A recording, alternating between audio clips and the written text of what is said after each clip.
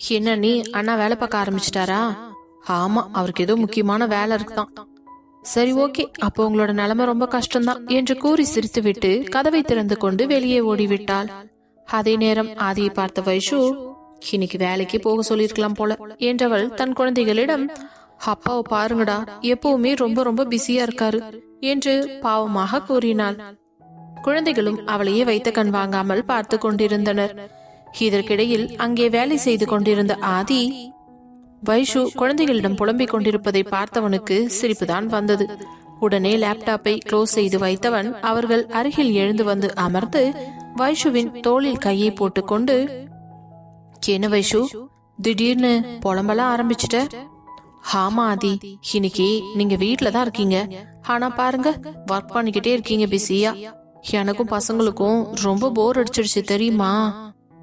அப்படியா? ஏன் செல்ல குட்டிங்களுக்கு ரொம்ப போர் அடிச்சிடுச்சாடா என்று குழந்தைகளை கொஞ்சவும் அவன் தோளில் தட்டியவள், நான் எனக்கும் சேர்த்துதான் சொன்னேன். நீங்க என்ன உங்க குழந்தைங்களை மட்டும் கேக்குறீங்க? இப்பெல்லாம் வர வர நீங்க என்ன கண்டுக்கிறதே இல்ல, போங்க ஆதி என்று முறுக்கி கொண்டு அமர்ந்திருந்தவளின் தாடையை பிடித்து நிமிர்த்தி அவன் கண்களை பார்க்க செய்தவன், என்ன சொன்ன இன்னொரு வாட்டி சொல்லு. அவள் அமைதியாக இருக்க, என்னவோ நான் உன்னை கண்டுக்க மாட்டேன்னு தானே? இப்ப கூட கொஞ்ச நேரத்துக்கு முன்னாடி உன்னை நான் ஏதோ பண்ண மாதிரி எனக்கு ஒரு ஃபீலிங் என்று அவன் கூறி முடிக்கவும் அவள் முகம் குப்பென்று வெட்கத்தில் சிவந்து விட்டது. போங்காதி, அது ஏதோ இன்னைக்கு கார்ல வரும்போது உங்களுக்கு கார்த்தியை பார்த்து அப்படி ஆயிடுச்சு, அதனால இப்படி பண்ணீங்க, இல்லனா என்ன கண்டுக்கவே மாட்டீங்க. என்னடி பொசுக்குன்னு இப்படி சொல்லிட்ட? உன்னோட ஹெல்த் கண்டிஷனுக்காக தாண்டி நான் அமைதியா இருக்கேன். அதெல்லாம் இப்ப நான் நல்லா தான் இருக்கேன், ஒரு பிரச்சனையும் இல்ல. நீங்க தான் ரொம்ப ஓவரா சீன் போட்டுக்கிட்டே இருக்கீங்க. அடிப்பாவி, நானும் பாவம் பார்த்து உன்னை போனா போகுதுன்னு விட்டு வச்சிருந்தா கடைசியில என்னையே இன்சல்ட் பண்ணிட்டல்ல. இப்ப பாரு, இந்த விஷயத்துல உன்கிட்ட அசிங்கப்படுறதே எனக்கு பொழப்பா போச்சு. இருடி, இன்னைக்கு நைட் உன்னை வச்சு செய்யறனா இல்லையான்னு மட்டும் பாரு என்று கூறவும், பார்க்கலாம் என்று விட்டு அங்கிருந்து எழுந்து சென்று விட்டாள். உடனே குழந்தைகளின் முகத்தின் அருகே குனிந்தவன், வர வர உங்க அம்மாக்கு ரொம்ப கொழுப்பு அதிகமாயிடுச்சுடா. வாய பாத்தீங்களா எப்படி பேசுறான்னு? கேப் கிடைச்சா போதுண்டா தங்கம், உங்க அப்பாவை இன்சல்ட் பண்ணி விட்டாரா. இவளை வச்சுக்கிட்டு நான் என்னதான் பண்ண போறேனே தெரியல என்று புலம்பிக் கொண்டிருக்க, குழந்தைகளும் அவனை பார்த்து கையை காலையை ஆட்டிக் கொண்டிருந்தது. அந்த மகிழ்ச்சியிலேயே சிரித்து கொண்டிருக்க, அதே நேரம் கண்மணி ஆதியையும் வைஷுவையும் அழைப்பதாக கீழே கூப்பிட, வைஷு, அம்மா கீழே வர சொல்றாங்கடி சாப்பிடறதுக்கு. போலாதி என்று ஆளுக்கு ஒரு குழந்தையை தூக்கி கொண்டு கீழே வரவும், அதே நேரம் குழந்தையை வாங்கி கொண்ட கௌதமி, வைஷு, நீ போயிட்டு அணுவையும் மாப்பிளையும் சாப்பிடறதுக்கு கூட்டிட்டு வாமா.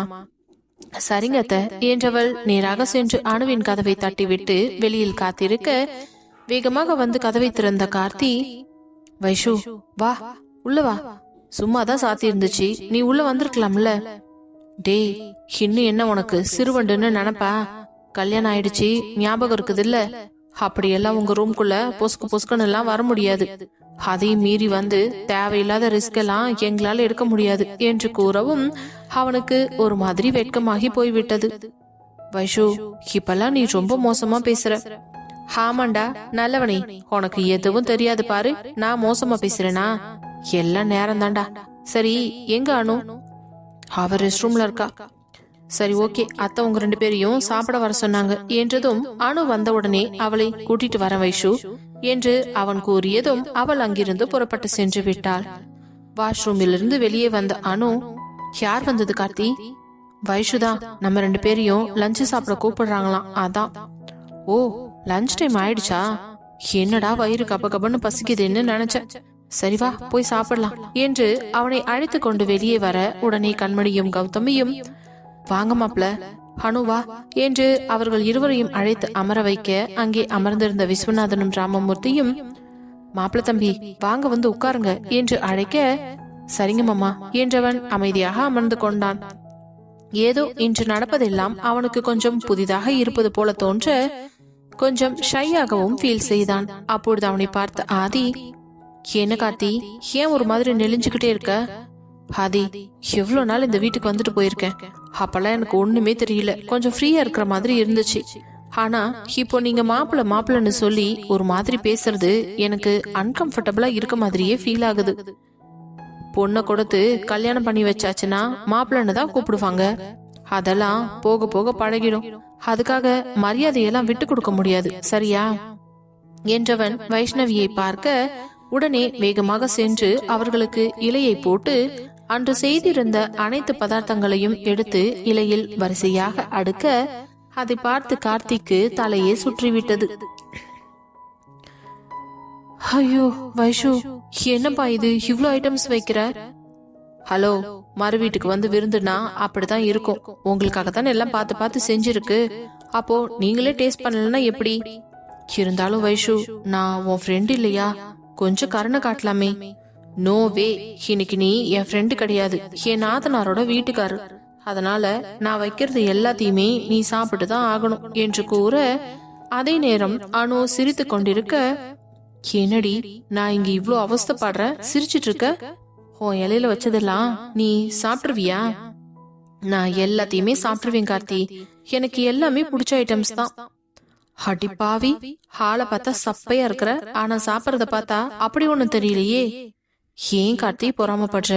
நான் எவ்வளவு சாப்பிட்டாலும் எவ்வளவு ஃபிட்டா இருக்கேன் பாத்தியா? அதான் என்னோட சீக்ரெட் என்றதும், ஆமா பெரிய உலக மகா சீக்ரெட். அதற்குள் விஸ்வநாதனும், மாப்பிள என்ன இன்னும் அணுகிட்டே பேசிக்கிட்டு இருக்கீங்க, கடகடன்னு சாப்பிட ஆரம்பிங்க என்று கூற, அதே நேரம் கண்மணி, என்னங்க நீங்களும் தம்பியும் அமைதியா சாப்பிடுங்க. சும்மா மாப்பிளைய ஏதாச்சும் சொல்லிக்கிட்டே இருந்தீங்கன்னா அவருக்கு தயக்கமா இருக்காதா? எப்படி ஃப்ரீயா சாப்பிடுவாரு? இனிமே அவங்க 2 பேருக்கு மட்டும் தனியா சாப்பாடு கொடுக்கணும், உங்க யாரையும் பக்கத்திலேயே சேர்க்க கூடாது என்றதும் விஸ்வநாதன், பாத்தீங்களா மாப்பிள, நீங்க சரியா சாப்பிடாம அமைதியா இருந்ததுக்கும் சேர்த்து நான் தான் திட்டு வாங்குறேன். தயவு செஞ்சு எல்லாத்தையும் காலி பண்ணிடுங்க மாப்பிள, இல்லனா அதுக்கப்புறம் உங்க அத்தை எண்ணெயதான் போட்டு புரட்டி எடுப்பா. ஐயோ மாமா, நீங்க கவலைப்படாதீங்க, இப்போ எப்படி சாப்பிடுறேன்னு மட்டும் பாருங்க என்று அனைத்தையும் சாப்பிட்டு முடிக்க அவனுக்கு வயிறு முட்டி விட்டது. கடைசியாக பாயசம் எடுத்து கொண்டு வந்து கொடுத்ததும், ஐயோ அனு, என்னால சுத்தமா முடியாதுடி, கொஞ்ச நேரம் கழிச்சு சாப்பிட்டுக்கிறனே. ஆமா பெரியமா, எனக்கும் இப்ப வேண்டாம், கொஞ்ச நேரம் பொறுத்தே சாப்பிடுறோம் என்று கூறி இருவரும் எழுந்து கை கழுவி விட்டு வந்து மீண்டும் சோஃபாவில் அமர்ந்ததும், அப்பொழுது ஆதி கார்த்தியின் கையில் 2 சினிமா டிக்கெட்டை கொடுத்து, கார்த்தி ஈவினிங் ஷோக்கு டிக்கெட் புக் பண்ணிருக்கேன், 2 பேரும் போயிட்டு வந்துருங்க. ஐயோ எதுக்கு அது இதெல்லாம்? என்ன கார்த்தி, எவ்வளவு நேரம் தான் வீட்லயே இருப்ப, உனக்கு போர் அடிக்காதா? அதுவும் சரிதான், இருந்தாலும் ஒன்னு சொல்லாம போயிட்டு வா. கல்யாணம் பண்ண புதுசுல இந்த மாதிரி போனாதான் உண்டு. இப்ப பாரு, என்னால இப்ப நினைச்சாலும் போக முடியுமா? 2 குழந்தைங்க வந்தாச்சு என்று கூறியதும் உடனே கண்மணி, ஆமா 2 குழந்தைங்க வர்றதுக்கு முன்னாடி வரைக்கும் மட்டும் இவரு அப்படியே பொண்டாடி கூட போயிட்டு தான் மறுவேலையே பாப்பாருன்னு வச்சுக்கோங்களேன்.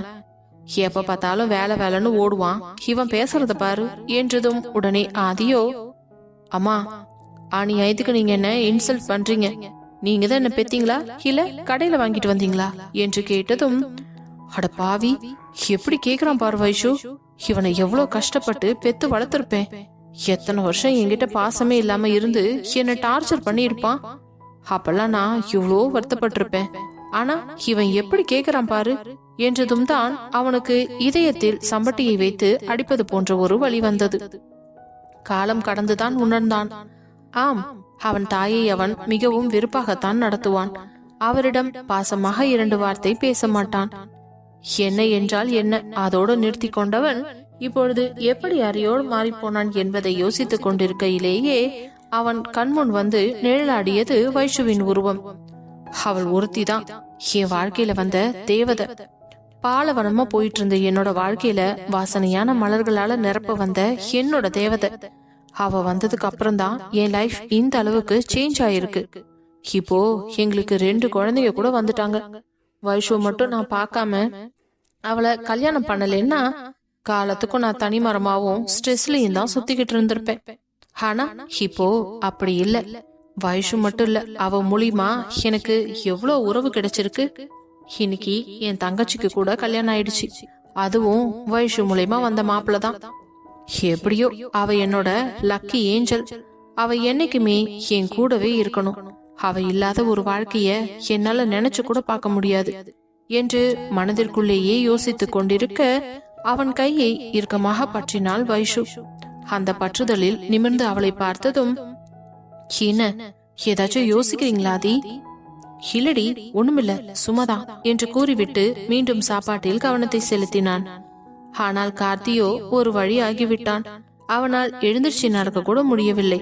தட்டு தடுமாறி எழுந்து சென்றவன், ஹனு, ஆனாலும் உங்க வீட்டுல இப்படி என்ன வச்சு செய்வீங்கன்னு எதிர்பார்க்கவே இல்லை.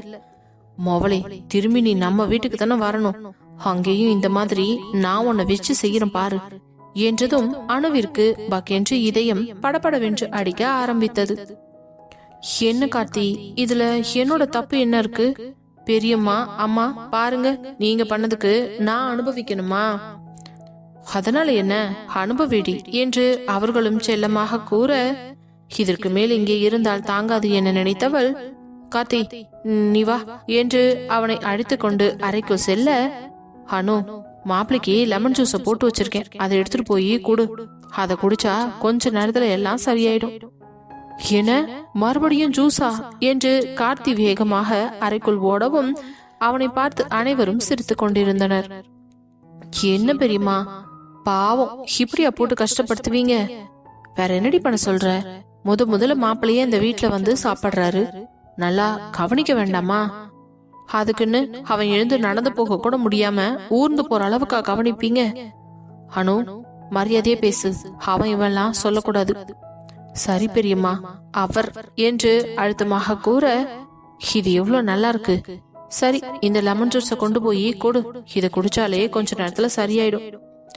என்னவோ சொல்றீங்க, கொடுங்க என்று வாங்கி கொண்டு அறைக்குள் சென்றவள் கார்த்தியிடம் அந்த கிளாஸை கொடுத்து விட்டு, கார்த்தி, இது குடிச்சனா உனக்கு ஸ்டமக் கொஞ்சம் பெட்டரா இருக்கும்னு பெரியம்மா சொல்றாங்கடா, பிளீஸ் இத குடிச்சுக்கோ. ஏன்? எங்கடி, தொண்டையில இறங்குறதுக்கு இடம் இருந்தா தானே. அப்படி வை, ஒரு 5-10 நிமிஷம் கழிச்சு குடிச்சுக்கிறேன். ஆனா இது குடிச்சுக்க கார்த்தி, பெரியம்மா சொன்னா அதுல ஏதாவது ஒரு காரணம் இருக்கும். சரிமா தாயே, நீயும் படுத்தாத, அங்க வச்சிரு, நான் ஒரு 10 நிமிஷம் கழிச்சு குடிச்சுக்கிறேன் என்றவன் அந்த அறையிலேயே குறுக்கும் நெருக்குமாக நடந்து தனது உணவை செரிமானம் செய்வதற்காக போராடி கொண்டிருந்தான். அதே நேரம் பிரியங்காவை ஹாஸ்பிட்டலுக்கு அழைத்து சென்ற ஹரி அவள் அருகில் அமைதியாக அமர்ந்திருக்க, அப்பொழுதுதான் டாக்டர் அவளைகளை அழைப்பதாக கூற எழுந்து உள்ளே சென்றதும், மிஸ்டர் ஹரி, ஸ்கேன் பண்ணியாச்சு, குழந்தை பர்த் பொசிஷனுக்கும் வந்தாச்சு, எப்ப வேணாலும் பெயின் வரும், சரிங்களா? அதனால ரொம்ப கவனமா இருங்க. அவங்கள தனியா எங்கேயும் விட்டுட்டுலாம் போகாதீங்க. உங்களுக்கு அவ்வளோ பயமா இருக்குதுன்னா நீங்க இப்பவே கூட ஹாஸ்பிட்டல்ல அட்மிட் பண்ணிடுங்க.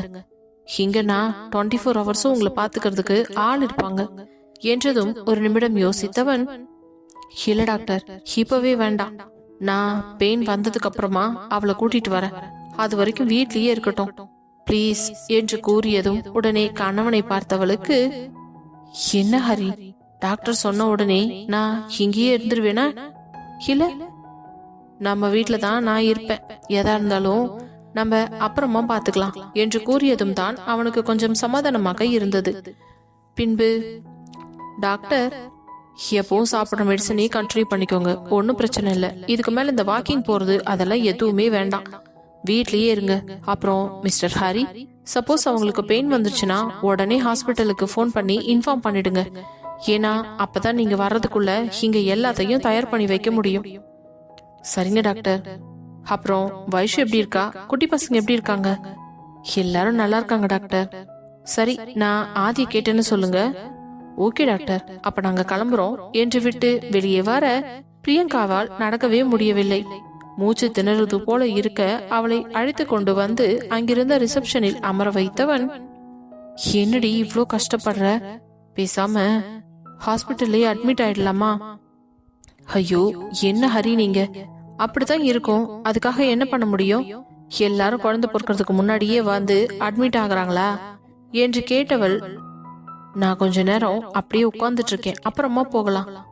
சரி என்றவன் அவள் அருகிலேயே அமர்ந்து கொண்டு அவன் கைகளுக்குள் அவள் கைகளை கோர்த்து கொண்டு, பயமா இருக்காடி? இல்ல, எனக்கு எந்த பயமும் இல்ல, ஆனா உங்க மூஞ்ச பார்த்தாதான் ரொம்ப பயத்துல இருக்கிற மாதிரியே இருக்குது.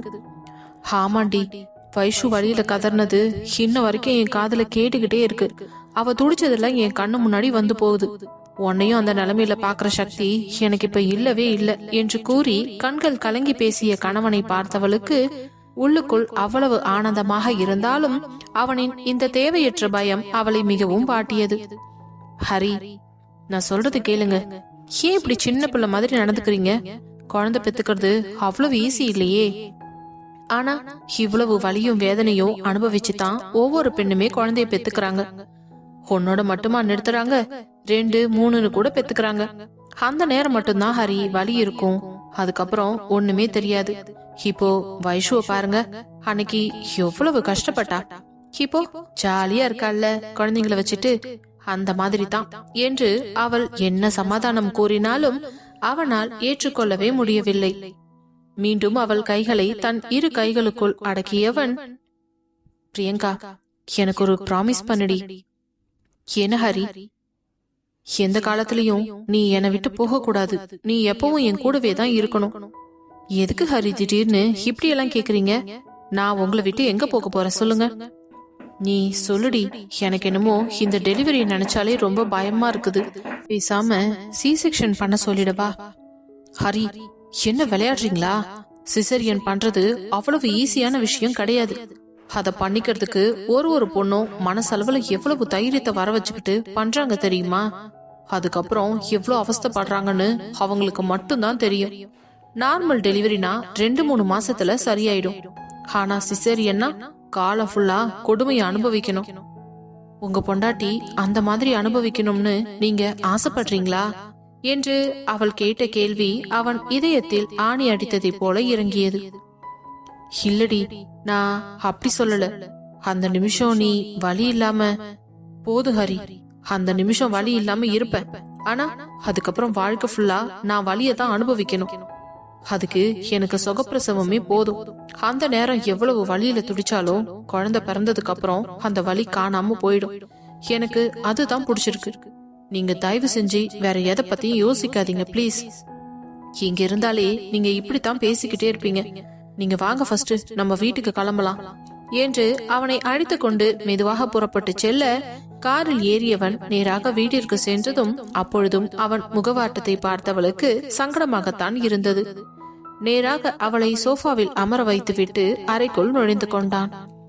அப்பொழுது கௌசல்யா, என்ன பிரியங்கா, ஏன் மாப்பிள்ள ஒரு மாதிரி பேசுறாரு? டாக்டர் ஏதாவது சொன்னாங்களா? ஏதாவது பிரச்சனையாமா என்று பதட்டமாக கேட்க, ஐயோ அம்மா, டாக்டர் குழந்தை நல்லா இருக்கு, பட் பொசிஷனுக்கு வந்துடுச்சு, எப்ப வேணாலும் பெயின் வரும், நீங்க கூட்டிட்டு வாங்கன்னு தான் சொன்னாங்க. ஆனா இவர் தான் டெலிவரி நினைச்சு பயந்து நடுங்கிட்டு இருக்காரு. ஏன், எதனால? அதுவா, வைஷு அன்னைக்கு வழியில அப்படி துடிச்சால, அது அவர் மனசுல ரொம்ப பதிஞ்சிடுச்சு. எங்க நான் இவர் விட்டு போயிடுவேணும்னு ரொம்ப பயப்படுறாரு. பிரியங்கா, வாய மூடுடி, ஹீண்டி இப்படி எல்லாம் பேசுற? அடையமா, நீங்க வேற. நெருப்புன்னு சொன்னா உடனே சுட்டுடாது. அவர் இந்த மாதிரி சொல்றாருன்னு தான் உங்ககிட்ட சொன்னேன். நீங்க அவருக்கு மேல பதறீங்க. நீங்க எல்லாம் இப்படி இருந்தா நான் எப்படி தைரியமா இருக்க முடியும் சொல்லுங்க. சரிடி, அப்புறம் வேற என்ன சொன்னாங்க டாக்டர்? என் கூடவே யாராவது இருக்கணுமா, எப்ப வேணாலும் வலி வரும், உடனே ஹாஸ்பிட்டல் கூட்டிட்டு வாங்க, வரும்போது கால் பண்ணி இன்ஃபார்ம் பண்ணிடுங்கன்னு தான் சொன்னாங்க. ரொம்ப நல்லதா போச்சு. இனிமே நீ தனியா எங்கேயுமே இருக்க கூடாது. மாப்பிள்ளைக்கு ஆபீஸ்க்கு போற வேலை இருந்தாலும் நான் தான் உன் கூட இருப்பேன், சரியா? ஓகேமா. சரி, இப்ப எனக்கு ரொம்ப டயர்டா இருக்கு, நான் ரூமுக்கு போட்டுமா? போடி, இன்னும் கொஞ்ச நேரத்துல நானே சாப்பாடை கொண்டு வந்து ரூம்லயே கொடுக்கறேன். சரிமா என்று எழுந்து உள்ளே செல்ல கதவை திறந்து பார்த்தவளுக்கு அதிர்ச்சியாக இருந்தது. தன் கணவன் மெத்தையில் அமர்ந்து கொண்டு கைகளை தனது தொடையில் வைத்து அழுத்தியபடியே முகத்தை மூடிக்கொண்டு அமர்ந்திருந்தான். மெதுவாக அவன் அருகே சென்று தோளில் கை வைத்து, ஹரி என்றதுதான் தாமதம். அவள் வயிறை இறுக்கமாக கட்டிப்பிடித்துக் கொண்டு, பிரியங்கா, எனக்கு ரொம்ப பயமா இருக்குது. என்னவோ இவ்வளோ நாள் ஒன்னும் தெரியல, இப்போ எப்ப வேணாலும் வலி வரும்னு டாக்டர் சொன்னதுல இருந்தே எனக்கு ரொம்ப ரொம்ப பயமா இருக்கு. நான் இந்த நிமிஷம் சொல்றேன் பிரியங்கா, இப்ப இருந்து உனக்கு குழந்தை பிறக்கிற வரைக்கும் உன்னை விட்டு ஒரு நிமிஷம் கூட நான் நகர மாட்டேன். ஹரி, தேவையில்லாம வாக்கு கொடுக்காதீங்க. ஆபீஸ்க்கு போற மாதிரி சிச்சுவேஷன் வந்தா என்ன பண்ணுவீங்க? அதெல்லாம் நான் ஆதிக்கிட்ட பேசிக்கிறேன், அவனும் விஸ்வாவும் சேர்ந்து பாத்துக்குவாங்க. தயவு செஞ்சு என்னை உன்கிட்ட இருந்து எட்ட போன மட்டும் சொல்லாதடி என்று கூறவும் அவள் கண்களும் கொஞ்சம் கலங்கத்தானே ஆரம்பித்தது. ஹரி பயப்படுவது போலவே அவள் மனதுக்குள்ளேயும் சிறிய பயம் ஒன்று எட்டி பார்த்தது. கடவுளே, எனக்கு எதுவும் ஆகாம நல்லபடியா என் புருஷன் கிட்ட நான் வந்து சேரணும். என்னோட குழந்தையோட அதுக்கு நீங்க தான் துணையா இருக்கணும். இவர் மட்டும் இந்த உலகத்துல நான் இல்லன்னா நிச்சயமா வெறுமை ஆயிடுவாரு. திரும்பவும் அவரை அனாதையாக்க நான் விரும்பல. எனக்கு நீங்க வேற ஏதாவது தண்டனை கொடுக்கணும்னு நினைச்சீங்கன்னா கொடுங்க. ஆனா இவர்கிட்ட இருந்து பிரிக்கிற மாதிரி தண்டனை மட்டும் வேண்டாம் என்று மனதிற்குள்ளேயே வேண்டிக் கொண்டு கண் கலங்கியவள் கண்ணிலிருந்து ஒரு சொட்டு நீர் அவன் கையில் வந்து விழவும் பாட்டென்று அவளை நிமிர்ந்து பார்த்தவன், பிரியங்கா என்னாச்சுடி, வயிறு வலிக்குதா? இல்லைங்க, நீங்க இப்படி கஷ்டப்படுறத பார்த்தா என் மனசு தாங்கல, அதான் எனக்கும் கண்ணு கலங்குது என்றதும் தான் தன் சுயம் என்ன என்பதை அவன் உணர்ந்து கொண்டு, இவ முன்னாடி இப்படி கஷ்டப்பட்டு அவளையும் கஷ்டப்படுத்திட்டோமே என்று மனதுக்குள் நினைத்தவன் வேகமாக கண்ணை துடைத்துக் கொண்டு, சாரி பிரியங்கா, இனிமே உன் முன்னாடி இப்படி இருக்க மாட்டேன், சரியா? நீ வா, வந்து உட்காரு, நான் போய் உனக்கு சாப்பாடு எடுத்துட்டு வரேன் என்று கூறிவிட்டு அரைக்கதவை திறந்து கொண்டு வெளியே வரவும் கௌசல்யா அவர்கள் இருவருக்கும் உணவு பிளேட்டை எடுத்துக்கொண்டு வரவும் சரியாக இருந்தது. அதை வாங்கியவன், தேங்க்ஸ் அத்தை. மாப்ள, டாக்டர் சொன்னது எல்லாமே பிரியங்கா என்கிட்ட சொன்னான். நீங்க எதை நினைச்சு பயப்படுறீங்கன்னு சொன்னான். நீங்க கவலைப்படாதீங்க மாப்ள, எல்லாரும் இந்த மாதிரி வழியோட தான் குழந்தைய பெத்துக்கிறாங்க. எல்லாருக்கும் தப்பா ஒன்னும் நடக்கிறது இல்லையே, அது நம்ம கையில எதுவும் கிடையாது. நம்ம பிரியங்காவுக்கும் எதுவும் நடக்காதுன்னு நம்ம தான் முழுசா நம்பணும். நீங்க இப்படி ரொம்ப பயந்து பதட்டமாகி அவளையும் பயப்படுத்தினீங்கன்னா டெலிவரி டைம்ல ரொம்ப சிக்கல் ஆயிடுமாப்ல. அவளுக்கு பிரஷர் அதிகமாயிடுச்சுன்னா குழந்தை பிறக்கிறதுல சிக்கல் வந்துரும். என்னத்த சொல்றீங்க? ஆமா மாப்ள, நீங்க தைரியமா இருந்தா தான் அவளும் தைரியமா இருப்பா. அவ முன்னாடி இனிமேல தயவு செஞ்சு இப்படி உடஞ்சு போகாதீங்க. அவ மொத்தமா உடஞ்சு போயிட்டானா டெலிவரி ரொம்ப காம்ப்ளிகேட் ஆயிடும். புரியுது அத்தை, எனக்கு இப்போ நல்லாவே புரியுது. நான் தான் முட்டாள்தனமா இருந்துட்டேன். இனிமே நான் கவனமா பாத்துக்கிறேன். சரி மாப்ள, நீங்க போய் 2 பேரும் சாப்பிட்டுட்டு ரெஸ்ட் எடுங்க. சரி என்றவன் அந்த தட்டை எடுத்துக்கொண்டு தன்னுடைய அறைக்கு சென்று தன் மனைவிக்கு ஊட்டி விட்டு பின்பு அவனும் சாப்பிட்டவன் அவளுக்கு மிகவும் டயர்டாக இருப்பதினால் கொஞ்ச நேரம் படுத்துக்க சொல்லி கூறி அவன் அருகிலேயே படுத்தவன் வயிற்றில் கையை வைத்து தடவிக்கொண்டே, பாப்பா தயவு செஞ்சு அம்மாவை கஷ்டப்படுத்தாம ஈஸியா வெளியே வந்துருங்கடா. எனக்கு ரொம்ப பயமா இருக்குது. நீயும் உங்க அம்மாவும் இல்லனா இந்த உலகத்துல நான் அனாதைதான். ஏற்கனவே நான் இத உன்கிட்ட நிறைய டைம் சொல்லியிருக்கேன். பிளீஸ்டா செல்லம், அப்பாக்காக இத நீ செய்வதானே என்று அவன் ஏக்கமாக அவள் வயிற்றின் அருகே அமர்ந்து கை வைத்து கேட்க குழந்தையும் உடனே ஒரு உதை உதைத்தது. அதை பார்த்த பிறகுதான் அவனுக்கும் திருப்தியாக இருந்தது. ஆனால் இதையெல்லாம் கவனிக்கும் நிலையில் பிரியங்கா இல்லை. ஏனென்றால் அவள் அசதியில் எப்பொழுதோ உறங்கி போயிருந்தாள். பின்பு அவளை பார்த்து சிரித்தவன் மெதுவாக குனிந்து அவள் நெற்றியில் ஒரு முத்தமிட்டு விட்டு அவள் வயிற்றை இறுக்கி அணைத்தவாறு அவனும் படுத்து உறங்கிவிட்டான். அதே நேரம் அறையில் இருந்த கவிதா மொபைலில் வீடியோ பார்த்து சிரித்துக் கொண்டிருந்தவளுக்கு திடீரென்று ஏதோ ஒரு ஒவ்வாமை இருப்பது போல உணர, என்ன அது என்று தெரியாமல் யோசித்து குழம்பி கொண்டிருந்தாள். அவள் வயிற்றுக்குள் ஏதோ பிசைவது போல இருக்க சாப்பிட்டது அப்படியே நெஞ்சை கருத்து கொண்டு வரவும் சற்று நேரம் நடக்கலாம் என்று அறையிலேயே குறுக்கும் நெருக்குமாக நடந்து கொண்டிருந்தாள். அப்பொழுதும் அது சரியாகாமல் போகவே உடனே நேராக கிச்சனுக்கு சென்று ஒரு கிளாஸ் சுடுதண்ணியை வைத்து எடுத்துக்கொண்டு மீண்டும் அறைக்கு வந்து மெதுவாக குடித்துவிட்டு அங்கும் இங்கும் நடந்தாள். 2 நிமிடம் கூட நடந்திருக்க மாட்டாள். அதற்குள் அவளுக்கு ஏதோ ஒரு அசௌகரியம் வந்து தாக்க வேகமாக குளிரறையை நோக்கி ஓடியவள் சாப்பிட்ட மொத்தத்தையும் அப்படியே வாந்தி எடுத்து விட்டாள். 1 நிமிடத்தில் தலையெல்லாம் சுற்றி கிறுகிறுவென்று வர அருகில் யாரும் இல்லாத காரணத்தினால் என்ன செய்வது என்று புரியாமல் புலம்பியவள் தட்டு தடுமாறி முகத்தை கழுவிக்கொண்டு மெதுவாக வெளியே வந்து டவலை எடுத்து முகத்தை துடைத்தவள் மெத்தையில் அமர்ந்து தண்ணீர் குடித்துவிட்டு, என்னாச்சி, ஏன் இப்படி எல்லாம் பண்ணுது? இதுக்கே நான் வெளியில கூட போய் எதுவும் சாப்பிடலையே, வீட்டு சாப்பாடு தானே சாப்பிட்டுட்டு இருக்கேன் என்று யோசித்தவளுக்கு லேசாக மயக்கமாக இருக்க அப்படியே பெட்டில் சாய்ந்து கழுத்தை நிமிர்த்தி வைத்திருந்தாள். அப்பொழுதுதான் அவள் கண்ணில் அவளோட அறையின் கேலண்டர் பட அதில் அவள் மார்க் செய்திருந்த தேதியை தாண்டித்தான் நாட்கள் சென்று கொண்டிருந்தது. அதை பார்த்தவளுக்கு ஒரு நிமிடம் பதட்டத்தில் உடம்பு தூக்கி போட முடியவில்லை. என்றாலும் மெதுவாக எழுந்து வந்து அந்த கேலண்டரை திருப்பி பார்க்க அப்பொழுதுதான் அவள் உணர்ந்தால் அவளுக்கு நாட்கள் தள்ளி போயிருக்கிறது என்று. எத்தனை நாள் என்று கணக்கெடுத்து பார்த்தவளுக்கு சரியாக 15 நாட்கள் தள்ளி போயிருந்தது. அட கடவுளே, இதை எப்படி நம்ம கவனிக்காம விட்டோம்? வைஷு டெலிவரி, குழந்தைங்களுக்கு பேர் வைக்கிறது, அனுவோட கல்யாணம், அது இதுன்னு நம்ம யோசிக்காமையே விட்டுட்டோம் போல இருக்கே என்றவளுக்கு மனதுக்குள் ஏதோ மழைச்சாரல் தூவுவது போல இருந்தாலும் சரியாக தெரியாமல் மனதுக்குள் எந்த ஆசையும் வளர்த்து கொள்ள கூடாது என்று தெளிவாக இருந்தாள். எப்படி கன்ஃபார்ம் செய்வது என்று யோசித்துக் கொண்டிருந்தவளுக்கு அப்பொழுதுதான் யோசனை வந்தது. ஆனால் விஸ்வாவிடம் கூறினால் அவன் மிகவும் பதட்டமாகி விடுவான். அது மட்டும் இல்லாமல் அதை டெஸ்ட் செய்து பார்த்த பிறகு ஒன்றுமில்லை என்றால் மனதளவில் உடைந்து போய்விடுவான். ஆகையால் இது யாருக்குமே தெரியாமல் தான் மட்டுமே சுயமாக பரிசோதனை செய்ய வேண்டும் என்று முடிவெடுத்தவள் போனை எடுத்து ஏதோ ஒரு ஆப்பிற்குள் நுழைந்து அவளுக்கு தேவையானவற்றை ஆர்டர் போட்டுவிட்டு ஹாலில் வந்து அமர்ந்து கொண்டாள். அவள் முகமே சோகமாக இருப்பதை பார்த்த கௌசல்யா, என்னாச்சு கவி, ஏன் உன் முகம் இவ்ளோ வாட்டமா இருக்கு? மூஞ்சி எல்லாம் வேற ரொம்ப வெளிரி போன மாதிரி இருக்குது. என்னம்மா, உடம்பு ஏதாவது சரியில்லையா? இல்லத்த, அப்படிலாம் இல்ல. எனக்கு ஒரே ஒரு உதவி செய்றீங்களா? என்ன வேணும்னு சொல்லுமா, அதை விட்டுட்டு எனக்கு ஒரு லெமன் ஜூஸ் மட்டும் கிடைக்குமாத்த? மதியம் சாப்பிட்டது ஏதோ செரிமானம் ஆகாத மாதிரியே இருக்குது. அவ்வளவுதானே, இரு வர என்றவர் நேராக கிச்சனுக்கு சென்று லெமன் ஜூஸை கொண்டு வந்து கையில் கொடுக்க அதை வாங்கி ஒரு மடக்கு குடித்தவளுக்கு அப்பொழுதுதான் அப்பாடா என்பது போல இருந்தது. அவள் வாய்க்கு அந்த புளிப்பு சுவை மிகவும் பிடித்திருந்தது. அவள் ரசித்து அந்த லெமன் ஜூஸை குடிப்பதை பார்த்த கௌசல்யாவிற்கு, ஏன் இந்த பொண்ணு இந்த லெமன் ஜூஸை இப்படி ரசிச்சு ருசிச்சு குடிக்கிறா? என்னவோ ஒன்னும் புரியல என்று அந்த கிளாஸை வாங்கி கொண்டு கிச்சனுக்குள் நுழைய அதே நேரம் அவள் ஆர்டர் செய்திருந்த பொருள் வரவும் அதை வாங்கி கொண்டு உள்ளே வர, என்னமா என்ன வந்து கொடுத்துட்டு போறாங்க? அது ஒண்ணுமில்லாத்த, எனக்கு தான் ஒரு பொருள் ஆர்டர் போட்டிருந்தேன், அதான் கொண்டு வந்து கொடுத்துட்டு போறாங்க.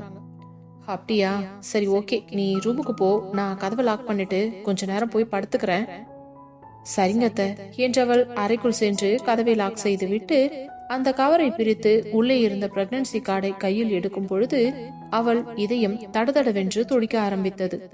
ஒரு நிமிடம் அமைதியாக அதையே பார்த்து கொண்டிருந்தவள், இப்பவே டெஸ்ட் பண்ணலாமா இல்ல காலையில பண்ணலாமா? எப்பவும் மார்னிங் ஃபர்ஸ்ட் யூரின்ல தான் செக் பண்ணணும்னு சொல்லுவாங்க என்று அவளுக்குள்ளேயே பல கேள்விகள் எழ அந்த கிட்டை டேபிளில் வைத்துவிட்டு அமைதியாக அமர்ந்து விட்டாள், காலையில் பார்த்து கொள்ளலாம் என்று. ஆனால் எவ்வளவு நேரம் அப்படி அமைதியாக இருந்தாலும் அவளால் இருக்க முடியவில்லை. சிந்தனை வேறு எதிலும் செல்லாத காரணத்தினால், நாம் தான் உனக்கு 2 ஆர்டர் போட்டிருக்கோம்ல, உன்னை இப்போ எடுத்து செக் பண்ணி பாத்துருவோம், நாளைக்கு காலையில கூட இன்னொன்னு எடுத்து செக் பண்ணிக்கலாம் என்று மனதுக்குள் தோன்றிய அடுத்த நிமிடமே அதை செயல்படுத்த தொடங்கினாள். வேகமாக அந்த ஒரு கிட்ட மட்டும் எடுத்துக்கொண்டு குளியலறைக்குள் புகுந்து கொண்டாள். தைரியமாக பாத்ரூமிற்குள் வந்தவளுக்கு அந்த டெஸ்டை செய்யத்தான் மனது ஒரு நிலையில் வரவில்லை. ஐயோ கடவுளே, ஏன் என்னை இப்படி சோதிக்கிற? தயவு செஞ்சு எனக்கு தைரியத்தை கொடு, எப்படியாச்சும் இந்த டெஸ்ட நான் பண்ணிடணும். ஆண்டவா, அதுவும் விஸ்வா வர்றதுக்குள்ள இதை நான் முடிச்சிருக்கணும் என்று பலவாறு யோசித்தவள், அட கடவுளே, இன்னொரு கிட்ட வச்சுட்டு வந்திருக்கேனே என்று மிக வேகமாக வெளியே ஓடி வந்து அதை எடுத்து கபோர்டுக்குள் தன் ஆடைக்கு அடியில் ஒழித்து வைத்தவள் பின்பு மீண்டும் குளியலறைக்குள் புகுந்து அந்த கிட்டை பிரித்து அங்கிருந்த திட்டுமேல் வைத்தவள், கடவுளே, உன் மேல பாரத்தை போட்டுட்டு தான் இப்ப நான் இந்த டெஸ்டையே எடுக்க போறேன். எனக்கு ரிசல்ட் நல்லதா வந்துச்சுன்னா ரொம்பவே சந்தோஷமா இருக்கும். அப்படி இல்லைனாலும் எனக்கு மனசுக்கு ரொம்பவே கஷ்டமா தான் இருக்கும். எதா இருந்தாலும் இந்த முடிவை நான் உன் கையில விட்டுறேன், நீதான் எனக்கு பார்த்து கருணை காட்டணும் என்று மனதுக்குள் கடவுளை வேண்டி முடித்தவள் பின்பு ஒரு வழியாக சாம்பிளை கலெக்ட் செய்து அந்த கிட்டில் கொண்டு போய் போடும் போது எல்லாம் அவள் கைகள் திடுதிடுவென்று நடுங்கிக் கொண்டே இருந்தது. அந்த டெஸ்ட் கிட்டுக்குள் டெஸ்டை போட்டவள் அங்கிருந்து நகர்ந்து சென்று ஒரு ஓரமாக நின்று முகத்தை வேறு பக்கம் திருப்பிக் கொண்டே, கடவுளே கடவுளே கடவுளே கடவுளே என்று உள்ளுக்குள்ளேயே வேண்டிக் கொண்டிருந்தாள். ஏனென்றால் அவளும் சரி விஸ்வாவும் சரி நீண்ட நாட்களாக இந்த விஷயத்திற்காகத்தான் காத்திருக்கிறார்கள். ஆனால் என்ன காரணமோ தெரியவில்லை, ஒவ்வொரு மாதமும் தள்ளி போய்க் கொண்டிருந்ததில் கவிதாவிற்கு இப்பொழுது கொஞ்சம் பயம் வரத்தான் செய்திருந்தது. பின்பு சிறிது நேரம் கழித்து ரிசல்ட் என்னவாக இருக்கும் பார்க்கலாம் என்று மெதுவாக அந்த கிட்டை நோக்கி வந்தவள் அந்த கிட்டை கையில் எடுத்து பார்த்ததும் அவள் முகத்தில் எந்த ஒரு உணர்ச்சியும் இல்லாமல் உணர்ச்சி துடைக்கப்பட்டது போல கண்களில் இருந்து கண்ணீர் மட்டும் தாரை தாரையாக வழிந்து கொண்டிருந்தது.